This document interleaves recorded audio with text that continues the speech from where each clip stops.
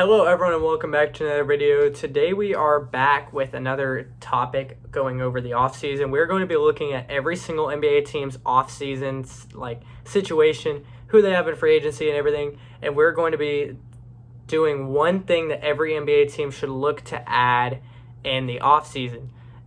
Before the draft next month, we will be going into a more in-depth offseason predictions video. But for now, we're just going to be doing one thing that every NBA team should look to add this offseason. First team here is the Atlanta Hawks. The Atlanta Hawks just need to add some bench depth. They already have some, but the thing is they already have a good starting five that is set for next season. As it looks right now, Trae Young, Dyson Daniels, Riza Shea, Jalen Johnson, and Onyeka Okongwu will be the starting five for the Hawks next season. I don't expect any of them to get traded, any of them to have any different scenario being on the bench or anything next season. I expect all five of them to be the starting five for the Hawks next offseason. So just getting bench depth, some spark plugs off the bench, that is going to be their main priority. They need to bring back guys like Caris LeVert. Caris LeVert is a guy that can really help them with that. He can come in, and he already has come in post-trade and got in them multiple 20-point games off the bench for the Hawks since he was traded there. If they can just get more guys like that, even in the draft, that will help them a lot. Next up here is the Boston Celtics. The Boston Celtics just need to do anything that they can to save money. There's nothing that they need. They have a good team already, but they kind of need to blow it up. They are so expensive, and they're not going to be a winning team with Jason Tatum injured. So they need to be able to do anything that they can to get old Drew Holiday off the team before he's completely washed. They need to try to trade Kristaps Porzingis away and get some guys that can help them. Like, say you trade Kristaps Porzingis to the Warriors for like Jonathan Kuminga, Moses Moody, and a couple second-round picks. That is a trade I would make if I'm the Celtics, because you're not getting too much worse. Kuminga's still an impact player. Same thing with Moses Moody. But you don't want to get expensive guys, and both of them are on cheaper deals. They need to get as cheap as they can, get under the luxury tax. Drew Holiday is a really expensive guy, and they already have his replacement in Peyton Pritchard. Pritchard can step in and be the starting point guard next year. Kristaps Porzingis needs to go. Holiday needs to go. They could keep White, Brown, and Tatum unless they have bigger plans in mind. But overall, the Celtics should just try to get a little bit younger, not necessarily go for a full two-timeline approach, but if they can get guys like Jonathan Kuminga and Moses Moody and keep them for 1 year, they will have higher trade value next offseason, that they can flip them again and be competitive again with Brown, Tatum, and White all back together. They do have some free agents, but free agents should not be their main focus, especially with guys like Al Horford. They shouldn't want to pay Horford very much. But really just getting cheaper should be the Celtics' main focus. Next up here, we have the Philadelphia 76ers, and I think that they should just focus on trying to maximize Joel Embiid while they still have him, because he's an injury-prone guy, and I think that what they really need is a good backup that can step in and play minutes for Embiid and not completely take the 76ers out of games. Andre Drummond wasn't terrible, but he dealt with some injuries, and then they had to go with Adem Bona, who's not bad for his age, but he's not great yet. And the 76ers need a guy that can help Embiid out, because he gets hurt so easy that they need a guy that can take minutes off of him, because if he's playing 35 minutes a night with knee issues, back issues, that's not good for the 76ers.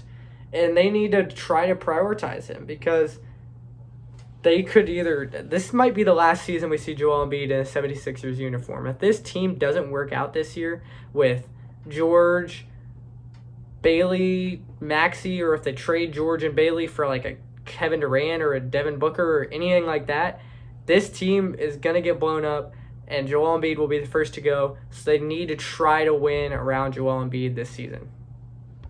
Next up, we have the Toronto Raptors. The Raptors really just need to find their identity. They have a weird shaped roster right now with guys like 28-ish-year-old Brandon Ingram. Then they have younger guys like Barnes, Quickly, Barrett, Grady Dick, Jonathan Mobo, Jamal Shed. It's kind of a weird two-timeline approach because they also have older guys like Jakob Poeltl too.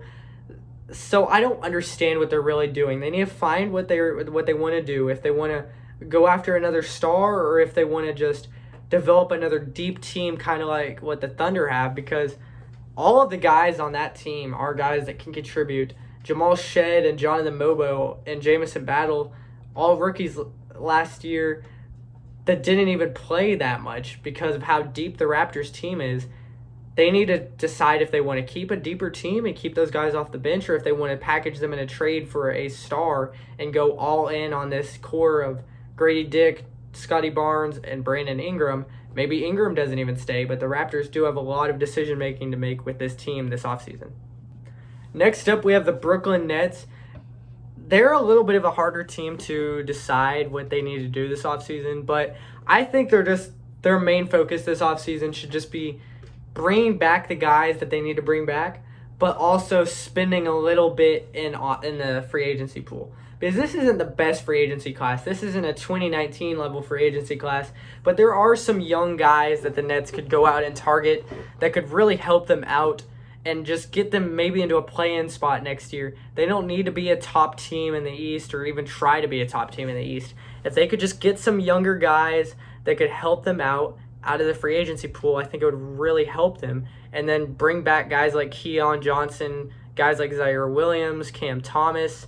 They need to just focus on keeping this core together, but maybe adding one more big piece. Nick Claxton is the one guy that may get traded, though, and that wouldn't really hurt them if he got traded. Next up, we have the New York Knicks. And the Knicks, I think, should just try to get as good as they can without getting expensive. Because we've already seen stuff like Jalen Brunson taking a pay cut, but they have some guys that are going to be worth some money in the next few years. Karl-Anthony Towns, Josh Hart, OG Anunoby, Mikal Bridges. They can't pay all of them as much money as they want. So unless they're all going to take pay cuts, which is really unlikely, they need to just try to stay as cheap as possible, whether it be trading Mitchell Robinson away or deciding one of the guys that is in that starting five that they don't want anymore. They need to try to stay a cheaper team because we saw what happened to Boston. One injury took Boston out of contention for next year, basically. The Knicks don't want that to happen, and they can't be a team that's in the luxury tax, especially with the new CBA. There's rules that make it so you can't even make trades very well with how close you are to the luxury tax.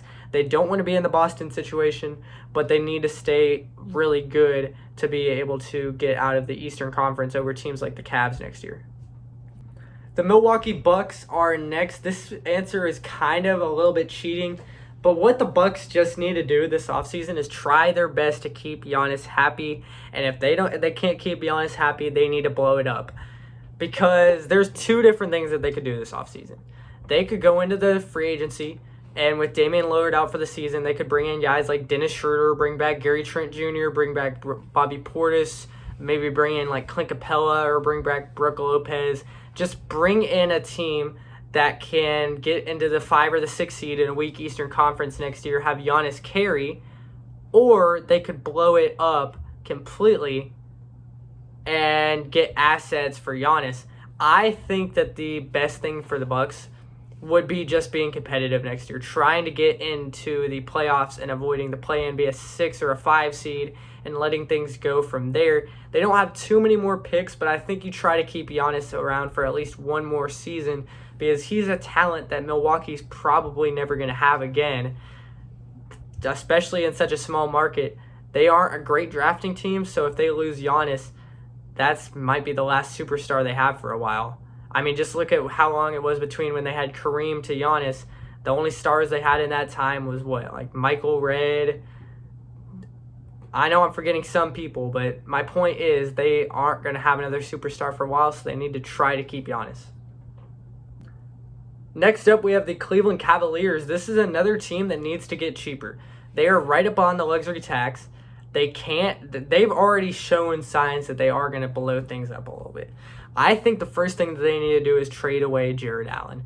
Jared Allen's not a bad player. He's actually a really good fit for this Cleveland team, but they can't pay him as much money as he's making currently, especially with guys like DeAndre Hunter. Hunter may be gone. Okoro might be gone. This team's going to look a lot different next season. They're already looking to lose Ty Jerome. They just need to get cheaper and bring in guys that can help them on cheaper deals. There will be guys available for the veterans minimum in free agency. Guys like Dennis Schroeder may take a vet minimum. Gary Trent Jr. may settle for another one, but I don't think he necessarily will have to. There's guys, though, that will be available for a veterans minimum. The Cavs need to try to bring in guys that can fit their team, though. They need to stay cheaper, though. They need to trade away some guys that are on bigger contracts. Hunters, Okoros, Allens of the world. They have had rumors of trading away Darius Garland. I think that would be a huge mistake because him, Mitchell, and Mobley is a great trio. But if they do, they need to try to build around Mitchell. Next up, we have the Chicago Bulls. And for the Bulls, they need to trade away Nikola Vucevic and go all in on this young core that they're building of Matas Buzelis, Kobe White, Josh Giddey. Giddey needs to get re-signed.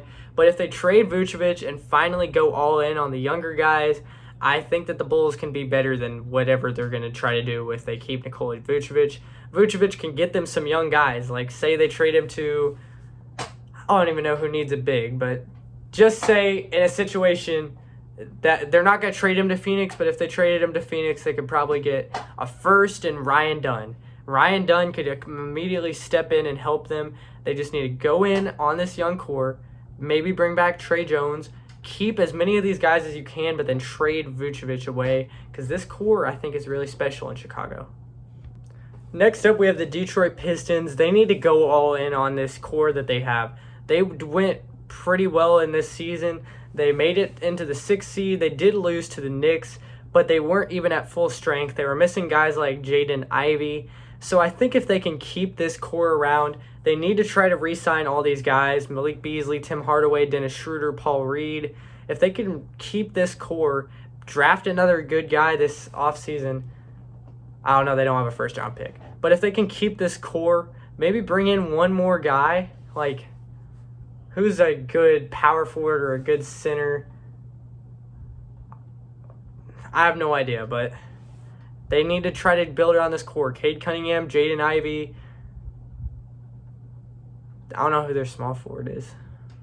But it's a good team. They made it to playoffs, and I think that this team could be really good. They just need to keep building around it. Next up, we have the Pacers. They don't need to do anything that crazy this offseason. The main thing that they really need to do is get a backup center because Miles Turner in the playoffs has struggled at times, especially with foul trouble and stuff. Thomas Bryant hasn't been the greatest second option, and Tony Bradley has been getting minutes. He's not doing very great either outside of rebounding. And Isaiah Jackson is still on the roster, but he's coming off a major injury. He never was too amazing before he got hurt. So they do just need a guy that can step in when Miles Turner's hurt. They need to bring back Miles Turner, first of all. So really just fix their center position is what this should be called. Turner needs to be back, and then they need to target, I don't even know who in free agency, but we can take a look really quick. If we look at centers, Steven Adams wouldn't be bad. Day'Ron Sharp, even though he's restricted, so they would have to pay him a little bit. Clint Capella would be really good just to come in and rebound, play defense. Brooke Lopez is free agent. Al Horford, Cornette, Drummond. They have plenty of options. They just need to get someone while they also bring back Miles Turner. Next up, we have the Washington Wizards, and what the Wizards need to do this offseason is draft or acquire a true center.